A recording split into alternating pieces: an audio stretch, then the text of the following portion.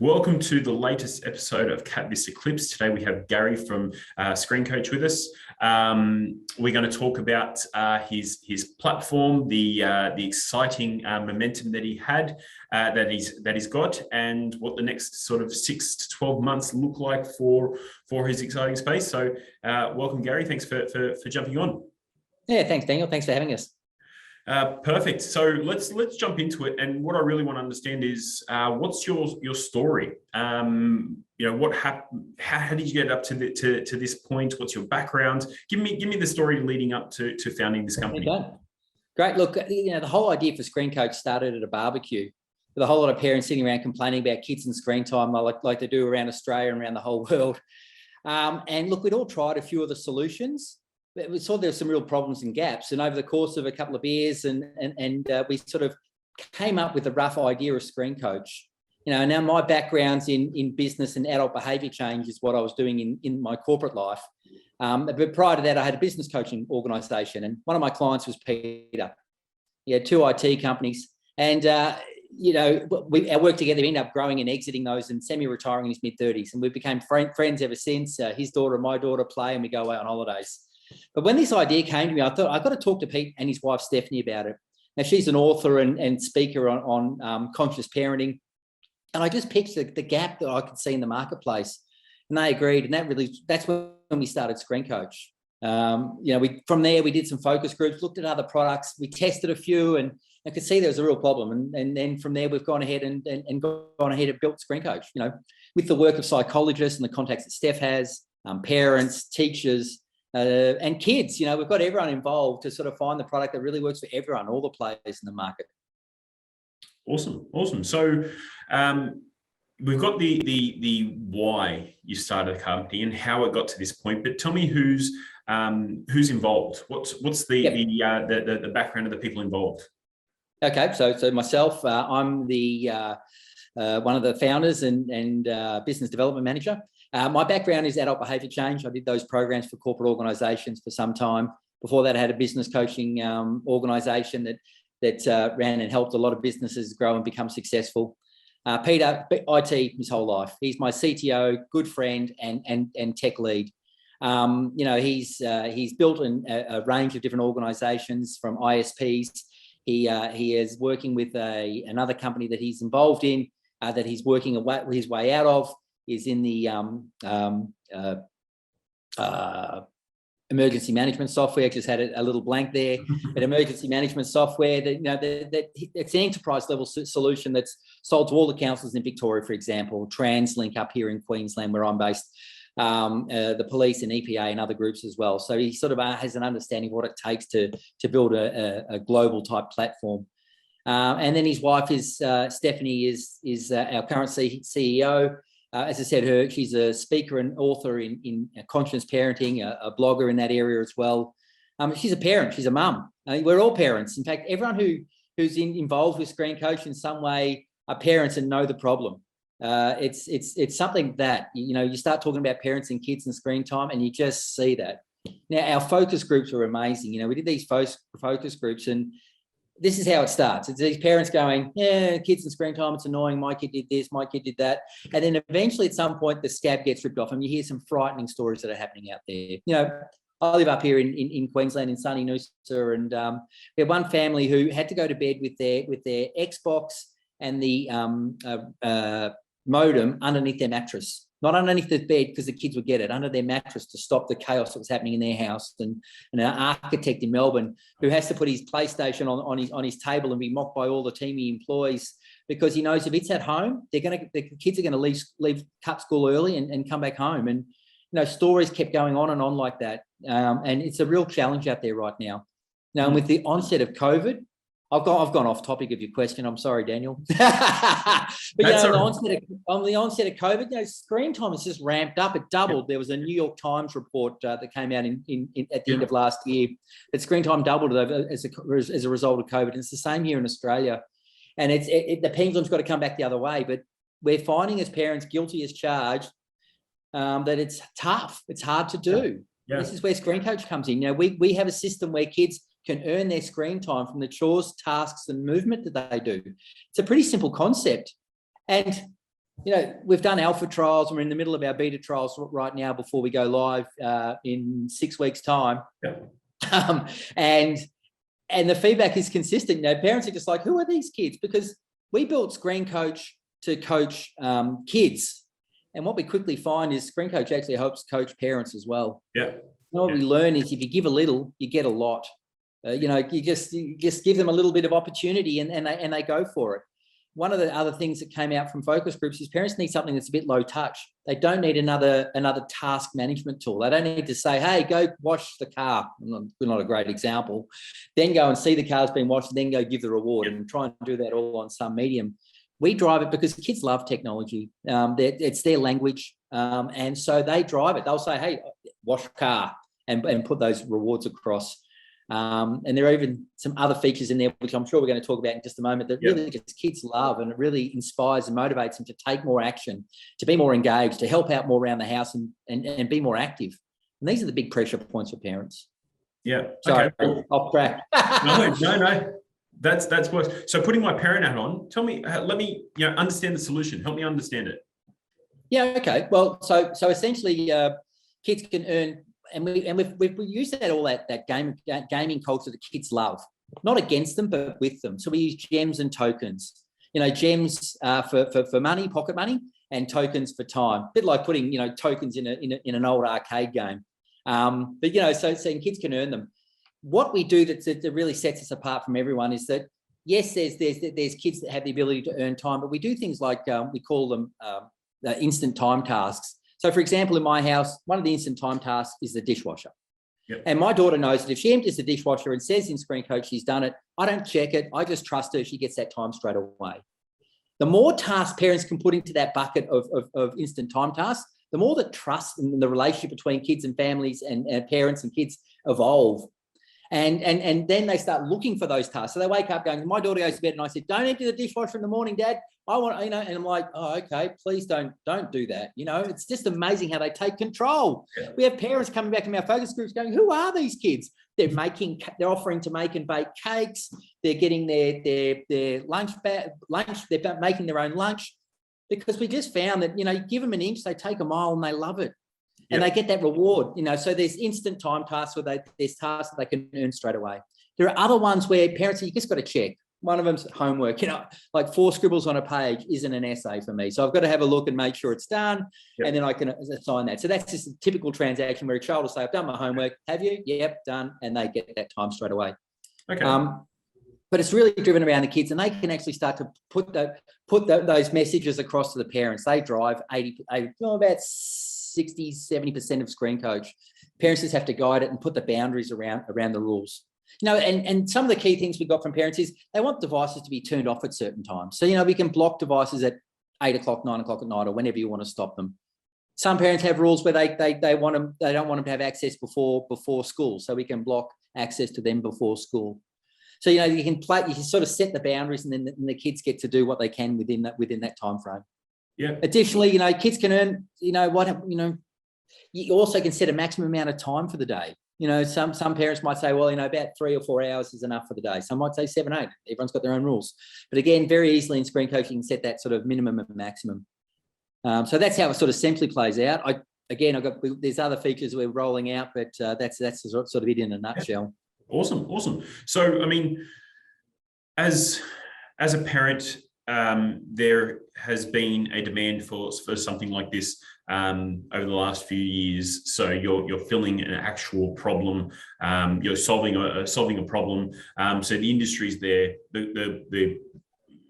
I'd say 80% of parents, that's a concern of them. So the demand is there. But tell me about the industry. Where do you see it going over the next few years, and what sort of milestones do you want to achieve in this industry? A few questions I got in there. Now, first one, how sticky this is. And I was just sharing this before the call started, Daniel, but we were very lucky last year to get our second round of the AC grant. So $670,000 from the federal government, no equity, no payback. We did a little press release about that. And because they had already given us 330, the press loved the fact that we've received $1 million to support our project. That press release was just here in my local area, got picked up by the Courier Mail. That got picked up by Channel 7 and then eventually by Current Affair. I just want to show the stickiness of this topic. And then out of that, we have 4,500 people in our database looking to buy our product day one. And it's just the stickiness of this topic is something that you're right. Yep. So many parents need. There are solutions out there to help manage screen time. The challenge that it is that they're all dictatorial. It's essentially it's a set and forget. You get 2 hours during the week and maybe 3 or 4 hours on the weekend. And all it does is push the argument down the pipeline. I can tell you what happens if you set it for 2 hours and 2 hours and 1 minute, the nagging and the barking starts.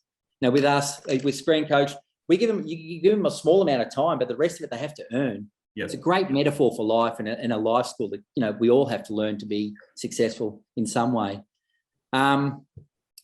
And so that's sort of a little bit about the product. Our competitors, as we keep looking at them, just keep making the rules for parents. From our focus groups, we did focus groups with kids, and they were like, there's two challenges they face. One is they have no say, they have no agency. They're constantly being told by parents, by kids, by coaches what they can and can't do. They have no voice, and with ScreenCoach, they get that voice. Yeah. And both parents and kids agree. Some kids will do anything for screen time. Some will do anything for pocket money. And that's where we've got gems and tokens in there. Lost the last of your question, mate. Can you recall it for me? Yeah. Well, what sort of milestones have you achieved, and what do you want to achieve over the next 12 months? Beautiful. Thank you, and thanks for the reminder. So look, up until now, we've received $1 million from the government from the AC grant in 2 tranches. Mm-hmm. The first one completed our alpha trials. The second one, which we finished at the end of this month, has taken our product to an MVP level, market ready, and our beta trials are now launched on the 14th of July. So that's our first milestones, going live on the 14th of July. So really close. The team's super excited about that. Our initial launch is here in Australia and New Zealand, but we are a software and hardware solution. And so primarily the software and hardware will be both here in Australia and New Zealand, and the software moving out into other parts of the world. We have plans with some resources you've introduced us to, Daniel, to expand over into the United States at the start of next year. Has been the best advice we've been given from those people, and off through to Europe and the UK after that. We've got a fairly a 5-year forecast that has us in the revenues of 76 million in ongoing revenues in 5 years' time. Going to those other markets, obviously, will take a cost, but we have a break even in about 2.5 years' time, and a 10x return on investment in that period as well. There's some of the milestones. Yeah, perfect. So you said that from one article, it sort of snowballed, and you had 4,000 people sign up, ready to buy your platform. What is your initial sort of list look like? For the June launch, what does that look like for your waiting list? Yeah, so as I said, we have 4,500 on our database. Yep. We've got an amazing marketing and PR team that have been building up our communication leading up to that event as well. We've got a whole range of media activities planned, and really PR, brand ambassadors, and a bit of the socials is really the go-to-market strategy from a B2B play, from a B2C play. Yeah. That's and we've got Erin Phillips, who's a great footballer, former NBA superstar, mother of 3. Ben Hannon, one of the rugby guys, with a family of 8. I don't know how he has 8 kids, but anyhow, they've been playing with ScreenCoach as well. That database, we feel like they're part of our family. We've been interacting with them now for about 8 months, and some of them have been part of our beta trial team, and so we know that many will be jumping on board from day one and giving us the full support they can. But there's a B2B play here as well. It's a great, I'm glad you keep reminding me. Well done. We've got some relationships already with Harvey Norman from a retail point of view. So we've been in discussion with them about where we can go with our product. And I have to go back to product just briefly. I'm sorry. We are both software and hardware. And I have to make it really clear, some families will only need the software. In fact, 80% of our market will really just need the software. Yep. The software manages phones, tablets, laptops, and desktops, the majority of where the stress is in a lot of families. We also have a box. I should have had one. It's just over in there. We have a little box that you plug into your TV, and that manages that big screen. Now, for some families, that is a real pressure point. I mentioned Xbox and PlayStation, but it also manages downloaded content, streamed content, live TV, anything that you can produce on that screen. So that hardware plays in there as well. And that means we really are the complete solution. There's no one out there that manages all of those devices gives the flexibility, gives the conversation over to the kids as well. Anyhow, Yeah. went back on that one. Sorry, mate. No, that's fine. But what you're saying is quite interesting, because you've got the B2C play, that's clear, the B2B in terms of the distribution, but you also have a B2B partnerships, because as you start to grow, there is certain brands that will want to target your audience. So you can then start to offer rewards. Say, you know, and I'm just spitballing here, but Microsoft want to offer, you know, credits through the Xbox store, or PlayStation want to offer credits, you know, based on the kids' activities, and want to be seen more as, you know, connecting to that audience. So there's a massive opportunity here. That's a global play, and because, like you said, 80% of your users will just need the software. It's highly scalable, and you can enter new markets with little to no effort. Correct. So yep. It's very challenge, no effort sometimes, but hey, but you know, look, if you look at our advisory board, we've got some guys, former Samsung and former Sony key people, and they've been advising us all the way through on product and everything like that. And you're right, there is that potential partnership with those groups in those areas. And, you know, and with the hardware, we even have a vision for us to sort of exit hardware and become on the firmware on TVs, as well as the potentials on our roadmap down the track as well. There is a lot of, you know, hardware is a challenging space, but we've been brave enough to go there, and it's an amazing product. And so we have retail discussions there with the likes of Harvey Norman. But there's also partnerships with organisations. NIB, for example, they have a pillar in their structure around health and wellness, and we're looking to be partnerships there as well. Garmin as well, because we can take data from activity trackers and phones, so steps can be converted into time, more movement, more time. And so, you know, there's discussions there as well. So there's some real B2B plays as well that can really help us scale. B2Cs, we know, can be more costly, but, you know, with that B2B, we can really scale and get into bigger groups quicker. Yeah, I know.